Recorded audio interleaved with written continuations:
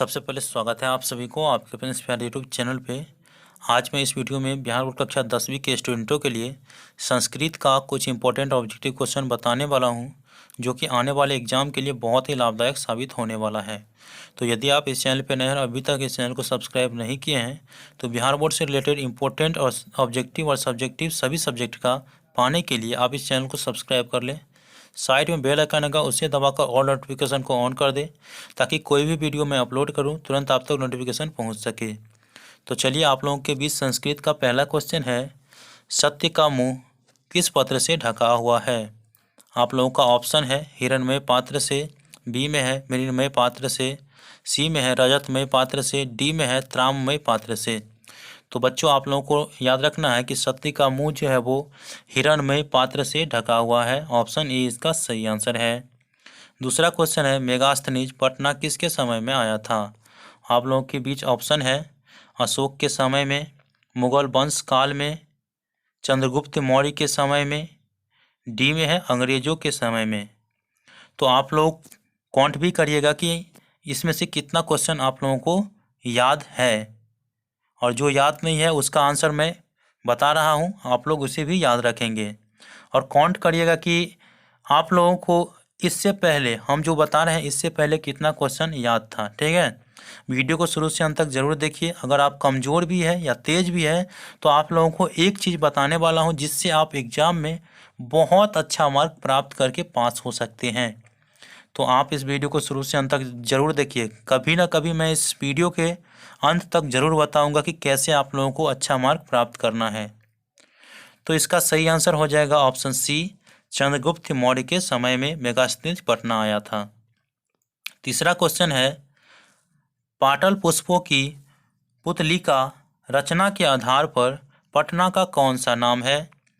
Option A में है Pushpapur, B में है कुसुमपुर, सी में है पाटलिपुत्र, डी में है पटना। तो देखिए आप लोगों को ये याद होगा कि ये जितने भी नाम है ना वो पटना का ही नाम है। ठीक है, ये पटना की ही नाम है, लेकिन यहाँ पे जो कह रहा है उस पर ध्यान दीजिएगा।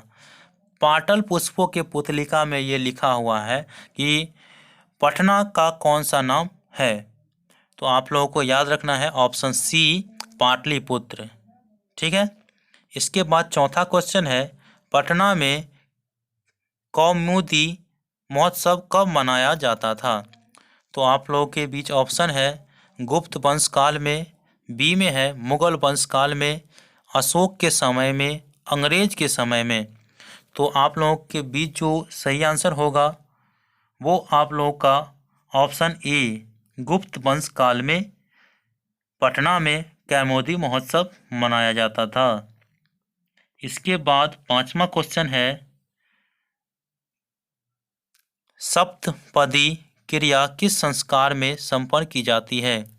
तो हम लोगों का जो 16 संस्कार है उसमें सप्तपदी क्रिया जो है वो किस संस्कार में संपन्न की जाती है। ऑप्शन ए है जात कर्म, बी निष्कर्मण, सी विवाह, डी समावर्तन। तो इसका जो सही आंसर होगा वो ऑप्शन सी, विवाह। विवाह में सप्तपदी क्रिया संपन्न की जाती है। इसके बाद छठा क्वेश्चन है, विदुर नीति किस ग्रंथ का अंश विशेष है। आप लोगों के बीच ऑप्शन है रामायण का, बी में है महाभारत का, सी में है उपनिषद का, डी में है वेद का। तो देखिए आप लोगों का जो आंसर होगा वो ऑप्शन बी होगा, विदुर नीति महाभारत ग्रंथ का अंश है। ऑप्शन बी इसका सही आंसर होगा। इसके बाद सातवां क्वेश्चन है, धर्म की रक्षा किससे होती है। धर्म की रक्षा किससे होती है। ऑप्शन है सत्य से, बी में है विद्या से, सी में है वृत्ति से, डी में है इनमें से कोई नहीं। तो इसका आंसर आप लोग तो ऐसे ही समझ गए होंगे कि धर्म की रक्षा जो होता है वो सत्य से होता है। अगर आप झूठ नहीं बोलेंगे, केवल सत्य पे रहेंगे तो धर्म की रक्षा होती है। ऑप्शन ए इसका सही आंसर है। इसके बाद 8 नंबर क्वेश्चन आप लोगों के बीच है, मंदाकिनी वर्णनम पाठ रामायण के किस कांड से संग्रहित है? तो प्यारे बच्चों, आप लोगों को याद रखना है कि मंदाकिनी वर्णनम पाठ जो है वो रामायण के अयोध्या कांड से संग्रहित है। ऑप्शन बी इसका सही आंसर होगा। इसके बाद 9 नंबर क्वेश्चन है, व्याघ्रपथी कथा। व्याघ्रपथी कथा किस ग्रंथ से उद्धृत है? तो ऑप्शन में दिया है हितोपदेश, बी में है पंचतंत्र, सी में है नीति श्लोका, डी में है रघुवंश। तो आप लोगों को याद रखना है, ये जो कथा है व्याघ्रपथी वो हितोपदेश से संग्रहित है, उद्धृत है। तो ऑप्शन ए इसका सही आंसर होगा। 10 नंबर क्वेश्चन है, उद्योगी पुरुष के पास कौन आ जाती है? तो देखिए, उद्योगी पुरुष जो व्यापार करते हैं उनके पास कौन आ जाती है? तो ऑप्शन ए है सरस्वती, बी में है लक्ष्मी, सी में है अशांति, डी में है क्रोध। तो 10 नंबर क्वेश्चन का आंसर जो होगा, उद्योगी पुरुष जो उद्योग करते हैं उनके पास लक्ष्मी आ जाती है। ऑप्शन बी जो है वो सही आंसर है। इसके बाद 11 नंबर क्वेश्चन है, नीतिकार आलस को मानते हैं। तो ये आलस कथा से लिया गया है। तो नीतिकार जो है आलस को क्या मानते हैं? ऑप्शन ए है राजा, बी है शत्रु, सी है छात्र, डी है मित्र।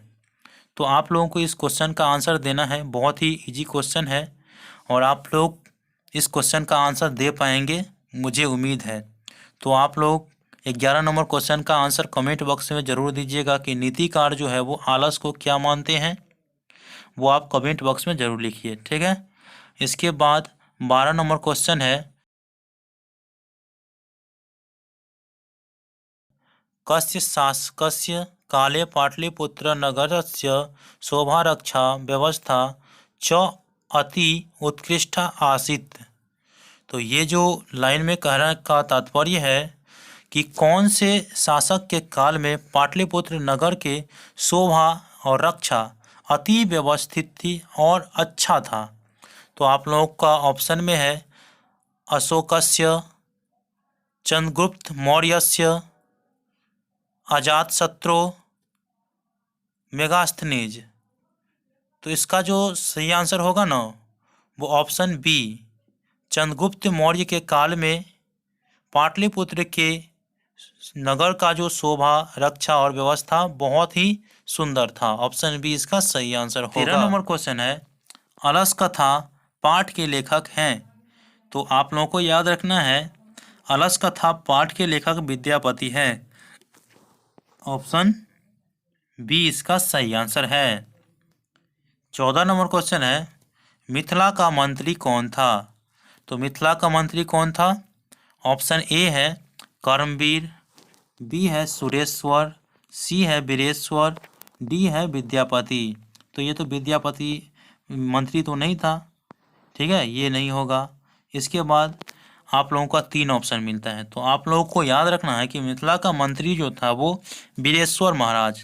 तो वीरेश्वर इसका सही आंसर होगा, सी।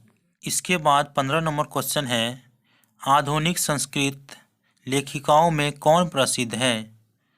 ऑप्शन ए है क्षमा राव, बी मिथिलेश कुमारी मिश्र, सी गंगा देवी, डी पुष्पा देवी। तो आप लोगों को याद रखना है कि आधुनिक संस्कृत लेखिकाओं में क्षमा राव जो है वो प्रसिद्ध है। ऑप्शन ए इसका सही आंसर है।